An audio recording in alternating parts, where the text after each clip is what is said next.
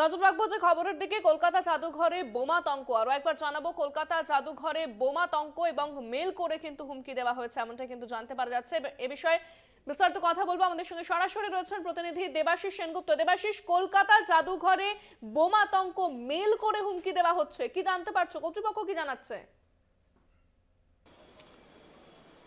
দেখো, একদমই তাই। এখনো পর্যন্ত কর্তৃপক্ষের সঙ্গে কথা বলতে না পারলেও আমি বলবো যে এই মুহূর্তে আমার ক্যামেরা পার্সন দিলীপকে বলবো একবার দেখানোর জন্য যে পুলিশের পদস্থ আধিকারিকরা ভিতরে এসছে। কলকাতা পুলিশের বোম ডিসপোজাল স্কোয়াডের তাদের যে স্নিপার ডগ তারা এসছে। সামনে সিআরপিএফ বাহিনী রয়েছে, দেখতেই পাচ্ছ। পুলিশের ডান দিকে পুলিশ পুরো জায়গাটাকে পুরো ঘিরে দিয়েছে, রেলিং করে ঘিরে দিয়েছে। বাইরে প্রচুর দর্শন, জানো এই সময় শীতকালে প্রচুর দর্শনার্থী আসে, সেই দর্শনার্থী তারা ঢুকতে পারছে না, বন্ধ করে দিয়েছে। এবং দেখো, দেখেন তারা পরিষ্কারভাবে বোর্ড লিখে দিয়েছে যে এখানে এই মুহূর্তে বিশেষ কারণে এখানে কিন্তু এই মুহূর্তে রেস্ট্রিক্টেড করা, ঢোকা রেস্ট্রিক্টেড রয়েছে। কেন এবার জানিয়ে রাখি যে আজ সকাল 4:30 নাগাদ একটি মেইল আসে ভারতীয় জাদুঘরে, এবং সেই জাদুঘরে সেখানে তাদের বলা হয় যে সেক্ষেত্রে যে এই জাদুঘরের বিভিন্ন জায়গায় বোম লুকিয়ে রাখা আছে এবং সেখানে যে যাবে প্রত্যেকেই মারা পড়বে।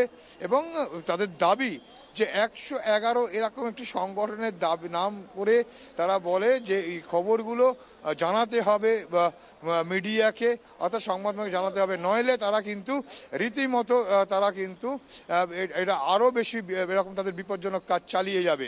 অর্থাৎ মূল বিষয় হলো তারা প্রচারের জায়গা থেকে ঠিক কারা করলো, কিভাবে করলো, কেন করলো জানি না, তবে কিন্তু জাদুঘরকে বন্ধ রেখে ইতিমধ্যেই কলকাতা পুলিশের উচ্চপদস্থ আধিকারিকরা, বোম ডিসপোজাল স্নিপার ডগ তারা কিন্তু এখানে এসছেন। ভিতরে পুরো তো বিশাল বড় বিনিয়োগ, কোথায় আছে কি নেই, আদৌ সত্য কিনা, কিন্তু পুরো বিষয়টাই কিন্তু তারা কিন্তু তল্লাশি করছে এবং ঘুরে দেখছে।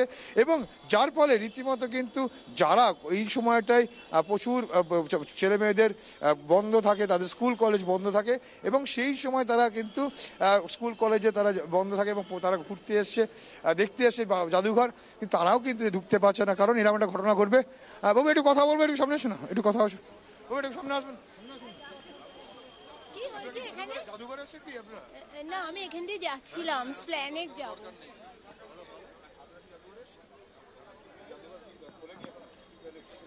আমরা যখন এসেছিলাম তখন খোলাই ছিল, তারপরে আমাদের ভেতর থেকে বের করে দিয়েছে, বলে বম আছে বলে বের করে দিল। ভয় একটা খবর। হ্যাঁ হ্যাঁ হ্যাঁ, ওদের মেসেজ এসছে, বললো বেরিয়ে যান, ভেতর চেক। আমরা নবদ্বীপ থেকে এসছে। না না না, চলে যাব।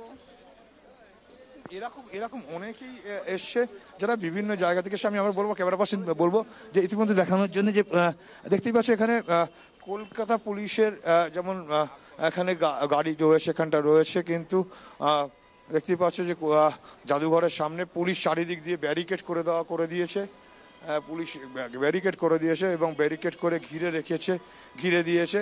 এবং কলকাতা পুলিশের যারা পদস্থ আধিকারিক, ডিসি সেন্ট্রাল থেকে শুরু করে সবাই এখানে আছে, এবং তারা কিন্তু এখানের ভিতরে রয়েছেন। এই ভিতরে ভিতরে যে তল্লাশি চলছে, সেখানে বোম আছে কিনা পুরোটা দেখছে। দর্শক যারা আসছে, দর্শকদের কিন্তু পুলিশের পক্ষ থেকে বোঝানো হচ্ছে যে এখানটায় তারা যাতে না ঢোকে। আবার আমাদের কথা বললাম, নবদ্বীপ থেকে এসেছিল এরকম একজনের সঙ্গে, যিনি বলছেন তারা ভিতরেই ছিলেন, কিন্তু তারপর পুলিশ তাদেরকে বার করে দেয়, কারণ ভিতরে বোমা রয়েছে, এরকম একটা কিন্তু আতঙ্ক ছড়িয়েছে।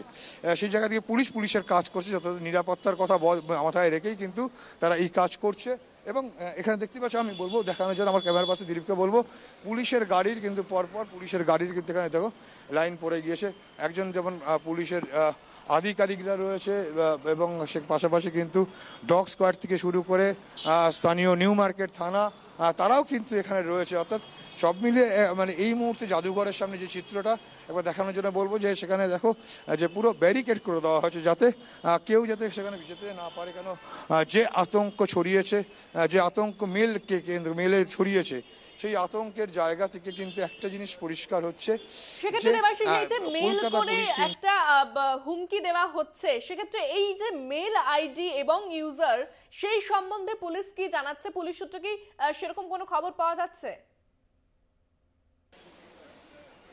দেখো এখনো পর্যন্ত পুলিশ সূত্রে এমন কোনো খবর দেয়নি, কিন্তু পুলিশের পদস্থ আধিকারিক তারা এখানে রয়েছেন, ডিসি সেন্ট্রাল তিনি আছেন, ভিতরে আছেন, পুলিশের যারা অফিসার তারা কিন্তু ভিতরে রয়েছেন, বোম ডিসপোজাল তারা রয়েছে সেখানে, স্নিপার ডগ রয়েছে যারা এই বোম কোথায় আছে না আছে যারা ঘ্রাণ মানে গন্ধ শুকে বার করতে পারে সেই স্নিপার ডগ, সেখানে একাধিক স্নিপার ডগ এসছে, স্নিপার ডগ তারা কিন্তু খুঁজছে। এবং যেহেতু যে জাদুঘরের প্রেমাইসেস অনেক বড়, অর্থাৎ কোন জায়গাটা এই ধরনের আছে তা কিন্তু মানে কোনো রকম ফাঁক ফোকর রাখতে চাইছে না কলকাতা পুলিশ, যার ফলে ভিতরে যে দর্শকরা গেছিল তাদেরকেও বার করে দেওয়া হয়েছে এবং এই মুহূর্তে সেখানে বোর্ড টানিয়ে দেওয়া হয়েছে যে বিশেষ কারণে কিন্তু এই মুহূর্তে প্রবেশ বন্ধ রাখা হচ্ছে, অর্থাৎ কোনো রকম ঝুঁকি কিন্তু কলকাতা পুলিশ দিতে চাইছে না এবং যার ফলেই পুঙ্খানুপুঙ্খভাবে তল্লাশি করছে এবং কোথা থেকে মেল আসলো এবং কারা পাঠালো সেটা তারা নিশ্চিত তারা তদন্ত করে দেখবে এবং সেটা জানা যাবে।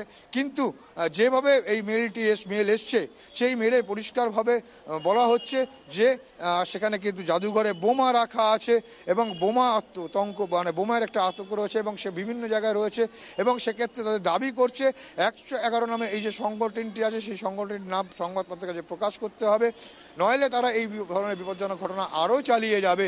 অর্থাৎ এই যে ঘটনায় যে মেলের মাধ্যমে যে থ্রেটটা এসছে, অর্থাৎ যে হুমকি এসছে সেই হুমকি কিন্তু লঘু করে দেখছেন না কলকাতা পুলিশ, তারা কিন্তু পুঙ্খানুপুঙ্খভাবে দেখছে। দেখতে পাচ্ছ, আমি আমার ক্যামেরা পার্সনকে বলবো, দেখতেই পাচ্ছ যে জায়গাটা কীভাবে ঘিরে রেখেছে, যদিও তারা জানেন যে এখানে যারা দর্শক যারা এসছে বহু দূর দূরান্ত থেকে কিন্তু বছরের এই সময়টা দর্শকরা আসে এবং তারা কিন্তু এই সময়টা এই জাদুঘরকে পুঙ্খানুপুঙ্খ ঘুরে দেখে, কিন্তু সেই জায়গা থেকে তারা বঞ্চিত হচ্ছে।